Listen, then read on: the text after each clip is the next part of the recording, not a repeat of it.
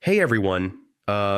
If you already have a LinkedIn profile but want to make it more professional and increase your job opportunities, you're in the right place. In this video, I'll show you step by step how to optimize your LinkedIn profile in 2026. First, use a clear and professional profile photo.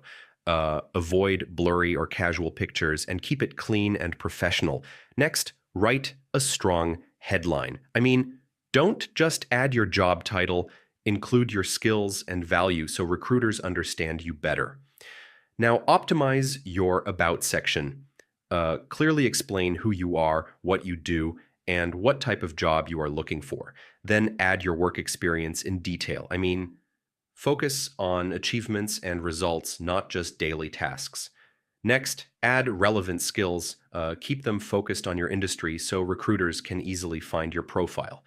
After that, add certifications and projects. This helps build trust and makes your profile stronger. Now start engaging on LinkedIn.